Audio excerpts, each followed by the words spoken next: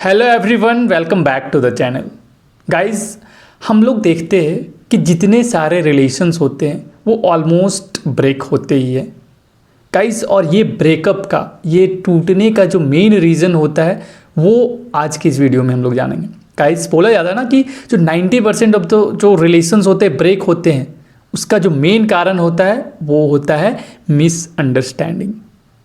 ये क्लीशे भी आपको लग सकता है, बट गाइस ऐसा होता है कि भले ये क्लीशे है, बहुत ज़्यादा इस पे बात होती है, बहुत सबको जानते हैं, बट यदि इस चीज़ को आप इफ़ेक्टिवली हैंडल नहीं करेंगे तो इसमें पोटेंशियल है कि वो आपके भी रिलेशन को तोड़ सकता है, ब्रेक कर सकता है। It's like water and oxygen. Cliché है बट इम्पॉर्टेंट है ना।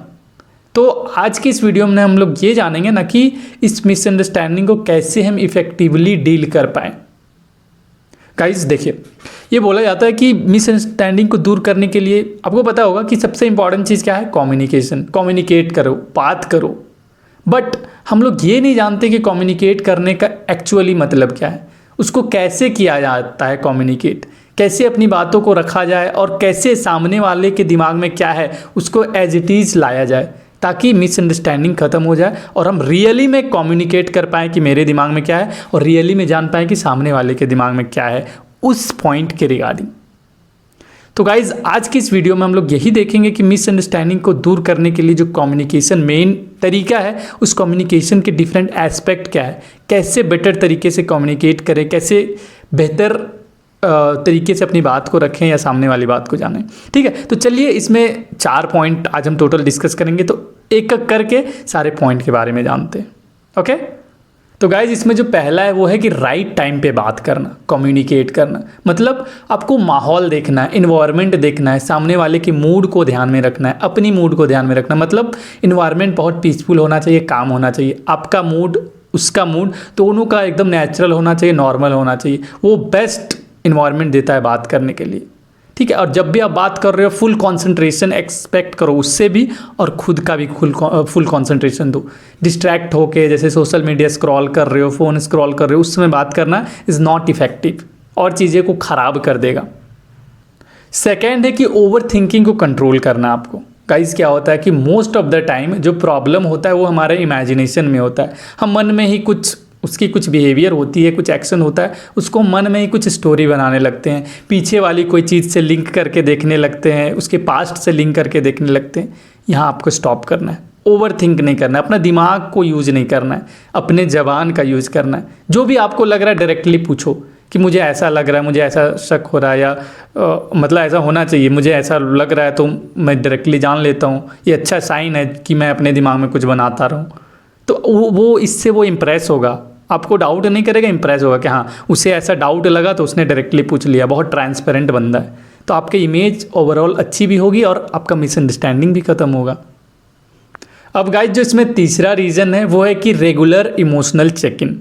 मतलब जब आप इस फेज में हो, मिसअंडरस्टैंडिंग वाले फेज में, एक दूसरे में झगड़े हो रहे हैं, लड़ाइयाँ हो रही है, एक दूसरे से अच्छे से बात नहीं कर रहे, तो आपको आगे चल के इनिशिएटिव लेना है। और इनिशिएटिव में क्या लेना है कि खुद बहुत फ्रैंक होना है उसके साथ और पूछते रहना है हर 2 दिन में, 3 दिन में, या दिन में 2-3 बार कि मतलब मैं इस चीज़ के लिए रेडी हूँ, तुम्हें जब भी बात करना हो तुम बात करो, मैं सुनूंगा, मुझे कुछ भी बोलना है। तुम्हें कभी भी कुछ ख़राब फील हो रहा हो या कुछ और तुम्हारे दिमाग में है तो तुम बताना, बहुत ओपन अपने आप को दिखाना, मेरे में क्या कमी है या हमारे अंदर भी कुछ हो सकता है, प्रॉब्लम हो तो वो तुम खुल के बताना, मैं एक्सेप्ट करूँगा सारी चीज़ों को। तो ये चीज़ को जब तुम ओपनली रखोगे तो वो इंसान बहुत कंफर्टेबल हो जाएगा तुम्हारे साथ वो बातें शेयर करने के लिए या कुछ बताने के लिए भी। अब गाइस, जो लास्ट फोर्थ है वो है कि हम जब बात कर रहे हैं किसी से तो बहुत सारे मीडियम होते हैं बात करने के, लेकिन जो सबसे इम्पॉर्टेंट और सबसे मस्ट जो मीडियम है वो है कि फ़ेस टू फेस बात करना।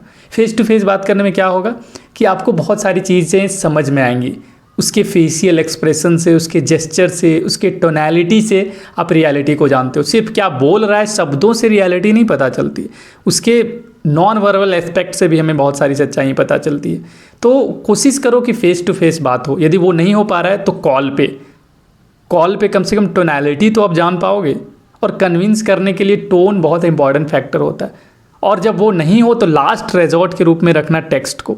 फर्स्ट प्रेफरेंस मत देना इसको, ठीक है। तो गाइज़ ये सब तरीके हैं कि आप कैसे बेटर वे में अपनी बातों को कम्युनिकेट कर सकते हो, अपना जो भी क्वेरी है, अपना कोई भी डाउट है उसको सामने वाले के पास पहुंचा सकते हो, और सामने वाला भी कंफर्टेबली अपनी डाउट को या फिर जो आपकी डाउट है उसको सॉल्व कर सकता है।